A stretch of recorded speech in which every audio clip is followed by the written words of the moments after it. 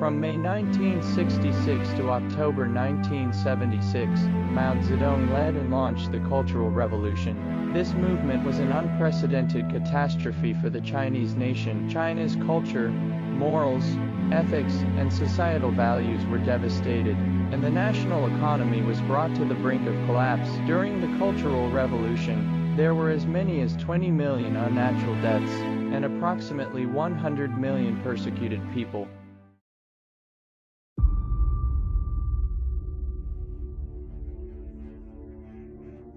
On May 16, 1966, the CCP adopted a circular, known as the 16th of May Notification, which became the symbol of the full-scale launching of the Cultural Revolution. The notification called for the dictatorship of the proletariat in the superstructure, including all areas of culture. It determined that leadership in the fields of academia, education, journalism, literature, art, and publishing was not in the hands of the proletariat, and that a group of bourgeois representatives from various cultural circles, from the central to the local level, had infiltrated the party, the government, and the army. The purpose of the Cultural Revolution was to criticize and purge these people. On August 9, 1966, the People's Daily published the CCP's decision on the Great Proletarian Cultural Revolution. The main contents included the following: the Great Proletarian Cultural Revolution is a great revolution that touches people's souls,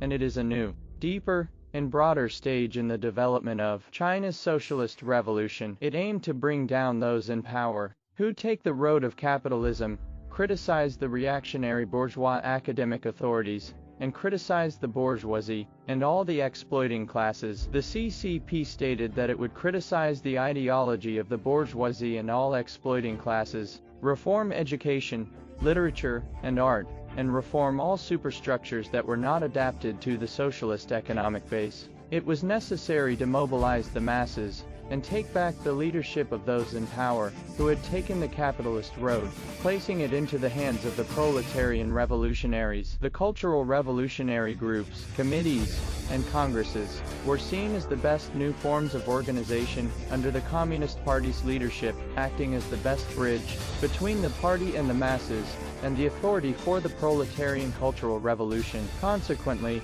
the lawless cultural revolution was in full swing throughout the country. Mao Zedong thought became the dominant political theory of the Cultural Revolution. Rebellion was justified throughout the country, and the law was completely abandoned.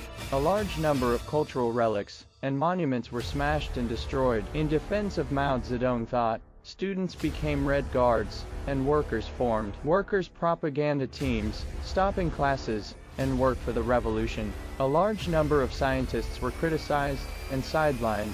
The genius physicist Shuang Xingbai was even sentenced to sweep toilets. Intellectuals in schools and other cultural fields were either sent down to the countryside or criticized and brutally abused. On August 5, 1966, Bian Zhanyi, the principal of Beijing Normal University, was beaten to death by her Red Guard students. The famous writer Qin Mu lamented, "The Cultural Revolution was an unprecedented catastrophe.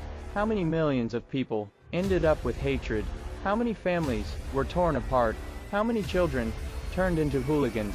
How many books were torched? How many places of interest were vandalized? How many graves of sages were dug up?